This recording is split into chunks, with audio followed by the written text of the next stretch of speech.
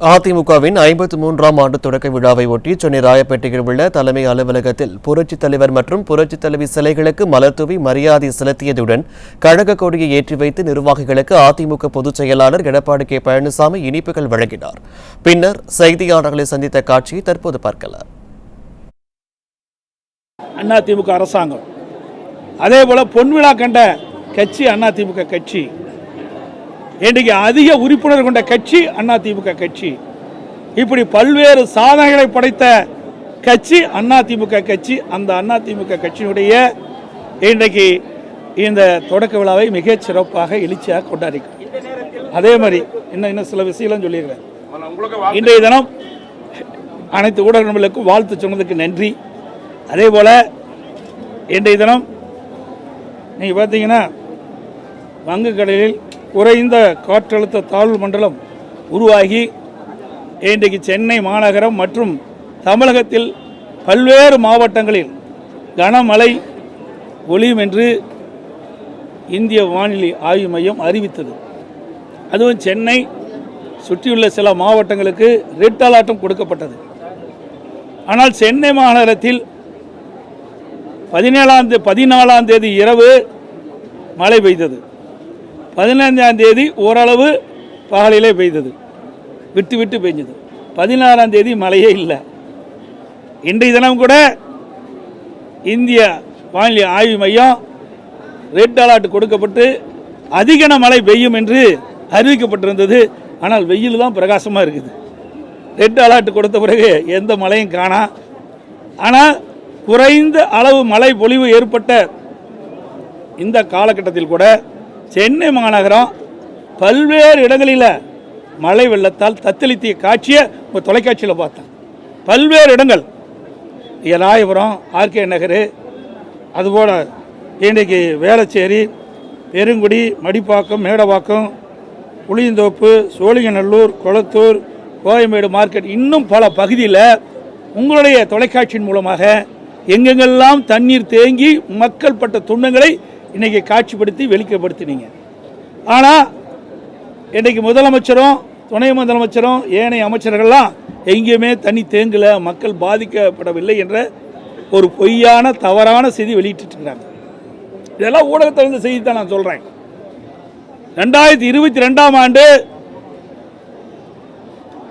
திரு ஸ்டாலினுடைய அரசாங்கம் சென்னை மாநகரத்தில் 20 சென்டிமீட்டர் மழை பெய்தா கூட ஒரு சொட்டு தண்ணீர் கூட தேங்காது என்று முதலமைச்சர் உட்பட, அமைச்சர் உட்பட, மேயர் உட்பட எல்லாம் தெரிவித்தாங்க. அதுக்கு இப்போ 2023லையும் இதே கருத்து தான் சொன்னாங்க. மழை பொழிவு ஏற்படுகின்ற பொழுது சென்னை மாநகரத்தில் ஒரு சொட்டு தண்ணீர் கூட தேங்காது என்று இன்றைய முதலமைச்சரும் சொன்னார், ஏனைய அமைச்சர்களும் சொன்னாங்க, மேயரும் சொன்னாங்க. இப்போ தான் சொல்லலை, இந்த முறை தான் சொல்லலை. ஏன்னா தண்ணி தேங்கி நீங்கள் எல்லாம் காட்சிப்படுத்தி வெளிப்படுத்திட்டீங்க. இன்றைக்கு உண்மை நிலை வெளியில் வந்துவிட்டது.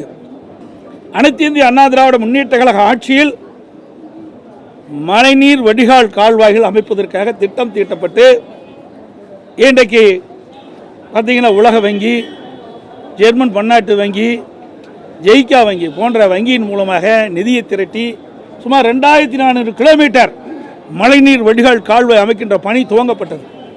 சுமார் அனைத்து இந்திய அண்ணா திராவிட முன்னேற்ற கழக ஆட்சி இருக்கின்ற காலகட்டத்தில் 1240 கிலோமீட்டர் நீளமுள்ள மழைநீர் வடிகால் கால்வாய்கள் அமைக்கப்பட்டு பயன்பாட்டுக்கு கொண்டாந்தேன். ஆட்சி மாற்றம் ஏற்பட்டது. எஞ்சியுள்ள கால்வாயை இன்னும் இவர்கள் அந்த பணி நிறைவேற்ற முடியல. ஆங்காங்கே அந்த பணிகள்லாம் பாதியில் நிற்குது. எல்லாமே தொலைக்காட்சியில் காட்டிய காட்சி தான் நான் சொல்கிறேன். இன்னும் முழுமை பெறல. 40 மாத காலம் இந்த ஆட்சி நடந்துட்டுது.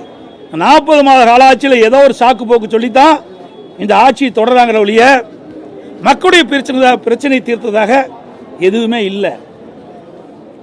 ஆக உண்மையிலேயே இந்த அரசாங்கம் கனமழை பொழிகின்ற பொழுது சென்னை மாநகரத்தில் எல்லா வீதிகளும் தண்ணீர் தேங்காமல் இருப்பதற்காக மழைநீர் வடிகால் பணி நான் கொண்டாந்து அதை முழுமையாக நிறைவேற்றப்பட்டிருந்தால் இன்றைக்கு இப்படிப்பட்ட நிலைமை இன்றைக்கி சென்னை மாநகரத்தில் ஏற்பட்டிருக்காது.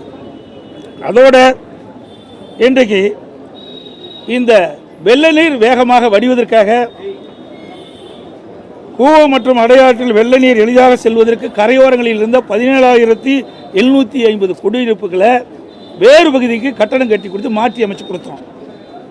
அது மட்டும் இல்லாமல் 48 கிலோமீட்டர் நீளமுள்ள சுமார் 30 நீர்நிலைகள், கால்வாய்கள், அதை அவ்வப்போது தூர்வாகிட்டே இருந்தோம். ரோபோட்டிக் எக்ஸ்வேட்டர் மற்றும் மினி ஆம்பிஃபியன் இப்படிப்பட்ட வாகனத்தின் மூலமாக தொடர்ந்து அந்த கால்வாய்கள் தூர்வாகின்ற பணி தொடர்ந்து நடந்துகிட்டு இருந்தது. ஆனால் திரு ஸ்டாலின் தலைமையில் அமைக்கப்பட்ட அரசாங்கம் இதை முழுமையாக தூர்வாராத காரணத்தினால்தான் இந்த தண்ணீர்லாம் அங்கங்கே தேங்கி நிற்கின்றது. அனைத்து இந்திய அண்ணா திராவிட முன்னேற்ற கழக அரசு எப்படி தூர்வாருகின்ற பணியில் மேற்கொள்ளப்பட்டதோ அதை தொடர்ந்து செயல்பட்டிருந்தால் இன்றைக்கு இந்த தண்ணீர் கூட தேங்கி நிற்காது. அதோட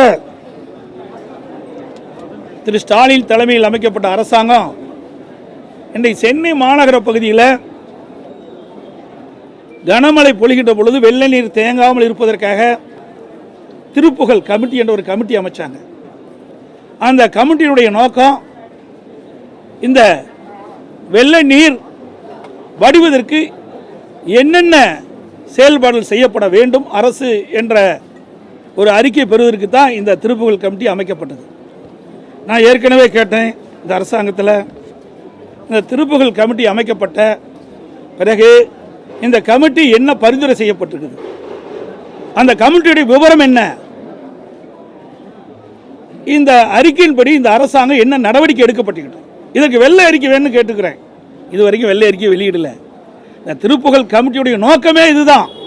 இந்த வெள்ள நீர் வடிவதற்காக இந்த கமிட்டி அமைக்கப்பட்டது. அது பரிந்துரை செய்தது இது வரைக்கும் வெளியிடல. இந்த வெள்ளை அறிக்கை கேட்டால் நேற்று தினம் துணை முதலமைச்சர் சொல்லாரு, தண்ணியெல்லாம் வடிஞ்சு போச்சு, இதுதான் இந்த வெள்ளை அறிக்கைங்கிறார். ஒரு முதிர்ச்சி இல்லாத ஒரு அமைச்சரை தான் அதை பார்க்க முடியாது. கனமழை தொடர்ந்து பெய்ஞ்சிருந்தா இன்றைக்கு எங்கேயுமே போக முடியாது. ஆனால் மழை பெய்யல, வெள்ளம் வடிஞ்சு போச்சு. மழை பெய்யல, அதனால வெள்ளம் இல்லை, அங்கங்கே தண்ணி தேங்கலை, அதுதான் நிலைமை. ஆனால் அவருடைய சொல்லுகின்ற கருத்து இது ஒரு விளையாட்டுத்தனமாக இருக்குது. ஒரு வெள்ளை அறிக்கை எதற்காக ஒரு எதிர்க்கட்சி கேட்குது என்று சொன்னால் மக்கள் புரிந்து கொள்ள வேண்டும் என்பதற்காக நாங்கள் விளக்கத்தை கேட்கின்றோம். அது விளக்கத்தை தெளிவுபடுத்துவது அரசுடைய கடமை. தட்டி கழிப்பது நல்ல அரசாங்கத்தினுடைய நோக்கம் அல்ல என்பதை புரிந்து கொள்ள வேண்டும்.